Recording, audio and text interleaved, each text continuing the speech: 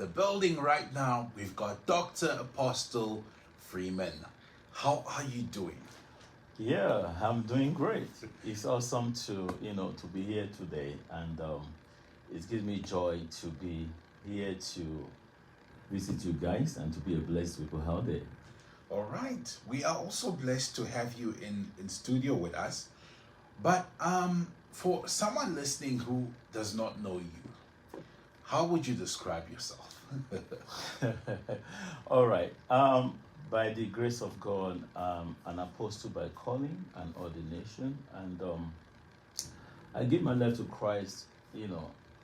Wow, exactly 28 years ago, because I gave my life to Christ exactly the second week in the month of March 1996. Wow. And this is the second week of March. Happy birthday. Thank you. Exactly 28 years ago. Oh, wow. I gave my life to Christ and I never turned back. How's that journey been? Well, giving my life to Christ, coming from the background of a religious organization where I grew up at, I used to be, what we call altar boys. Yeah, altar boys, yes. Yeah, mass servers, and doing all those period of years, but yet claim to be serving God that we did not have relationship with. Claim to be serving God that we are far away from.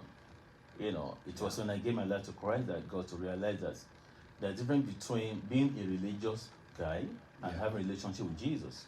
That made me to realize that, and since then, following Jesus, never gone back to the Word, and it has been an awesome experience over the years. Yeah. And a whole lot, and a lot of things has happened over the years, but we're standing firm and in faith, because things that could have made someone to go back to the Word has happened in the kingdom and the church, but yet because of your relationship with Jesus, that will make you to stay. That no matter what, I have a relationship with Him. It's not about people, it's about God that you have encountered. It's not about religion, it's about your relationship, your personal encounter and your relationship with Jesus. And that also helped me when it comes to the area of relationship, because your relationship with God first will enhance your relationship with people. Yes. And when your relationship with God is good, it's going to help your heart to have a good heart towards God. And it's when you have a good heart towards God, or let me put it this way, it is when your heart is right towards God that your heart can be right towards people. So in your relationship with God, it's going to help you to have a good heart for people, to be there for people, to truly love and care for people. And that also kind of gave me passion in the area of wanting to help every now and then.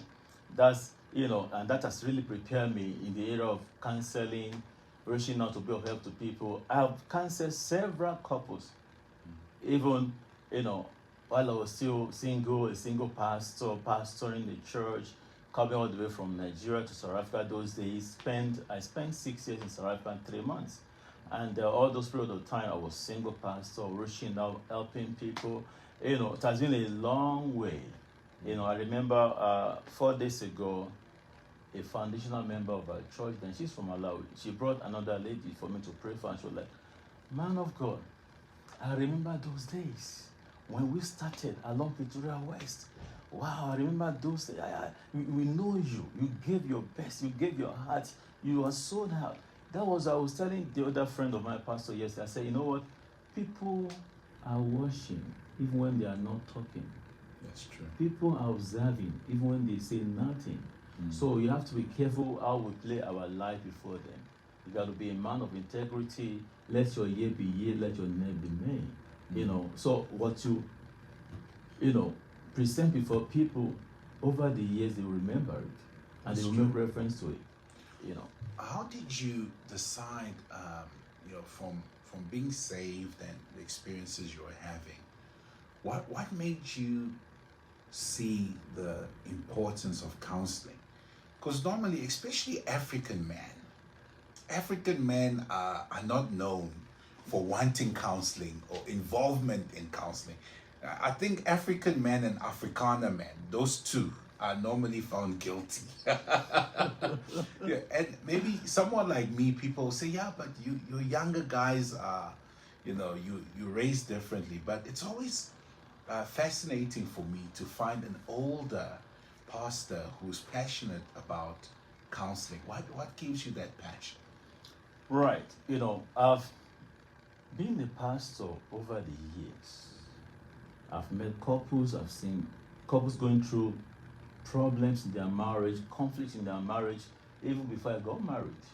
And pastoring them, they need my help. So I've always been there, counseling them. So now, seeing all those trends of challenges, conflicts in marriage, or people that I was pastoring, and that gave me kind of passion that I need to help more people. That made me to realize that there are so many folks out there, not in our church alone, even outside our church, that are going through challenges, conflict in their marriage, and they need help. And while I was doing it, of course, I was doing it for free, charging nobody.